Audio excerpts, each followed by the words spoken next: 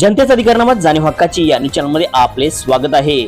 बालिकेवर लैंगिक अत्याचार करून खून, शेळेतील घटना, संशयितास अटक। कोल्हापूर जिल्ह्यातील शेगावच्या हद्दीत एका परप्रांतीय कुटुंबातील 10 वर्षीय बालिकेवर लैंगिक अत्याचार करून तिचा गळा दाबून बुक्क्याने मारहाण करून खून करणाऱ्या दिनेश कुमार केसनाथ साहा वय वर्ष 25 राहणार बिहार याला पोलिसांनी अटक केली। पोलिसांनी 8 तासाच्या आत गुन्ह्याची उकल केली। संशयित हा पीडित बालिकेच्या आईच्या वहिनीचा भाऊ आहे।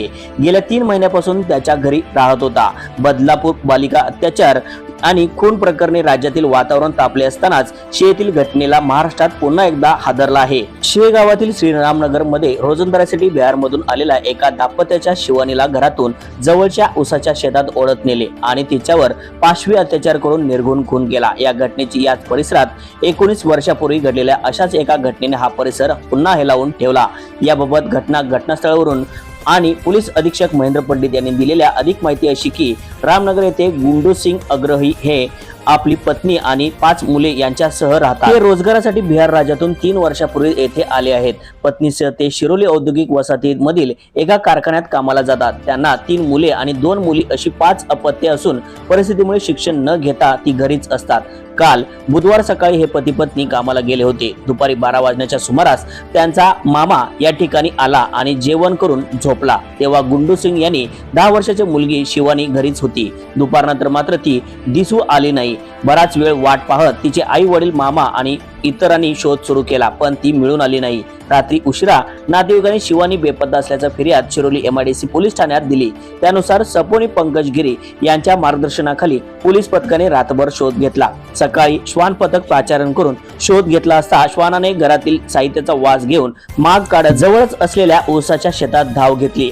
या ठिकाणी पोलिसांनी तपास करताना शिवानीचा मृतदेह मिळून आला। सपोनी पंकज गिरी यांनी वरिष्ठांशी संपर्क साधून माहिती दिली आणि सदर घटनेचा पंचनामा केला।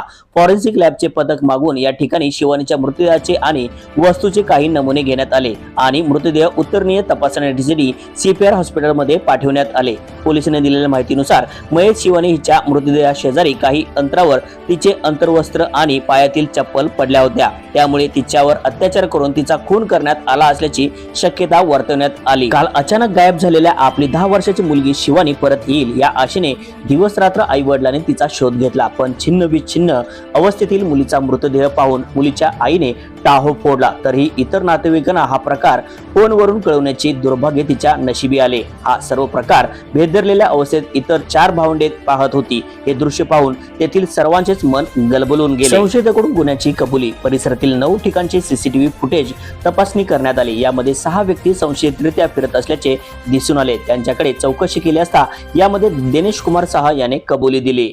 तपासणीसाठी SIT स्थापन। या गुन्ह्याच्या तपासणीसाठी पोलीस अधीक्षक महेंद्र पंडित यांनी विशेष तपास पथक स्थापन केले आहे। करवीर पोलीस अधीक्षक सुजित कुमार क्षीरसागर यांच्यासह 2 महिला पोलीस उपनिरीक्षक, मानव तस्करी विरोधी शाखेतील कर्मचारी तसेच स्थानिक गुन्हे शाखेतील कर्मचारी यांचा समावेश करण्यात आला आहे।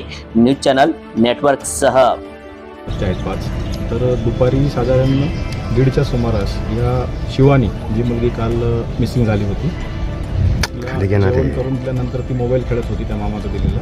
त्यानंतर मामा झोपी गेला आणि साधारण 1:30 ते 2च्या दरम्यान ती घराबाहेर पडली। त्यानंतर तिचे आई वडील हे संध्याकाळी कंपनीतून परत आल्यानंतर आईने आणि वडिलांनी मुलगी कुठं गेली विचारलं मामाला, तर ती दुपारी गेली बाहेर असं त्यांना सांगितलं। त्यानंतर साधारण 8:30 ते 9:30च्या दरम्यान त्यांनी आसपास परिसरामध्ये शोध घेतला की सदर मुलगी कुठं खेळण्यासाठी गेली असेल नेहमीच्या ठिकाणी, परंतु त्या ठिकाणी देखील ती आढळली नाही।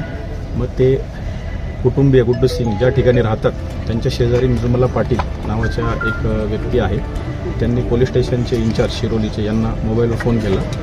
साधारण 9:45च्या दरम्यान 10 वाजता सपोनी जे गिरी आहेत पोलीस स्टेशनचे ते त्या ठिकाणी आले।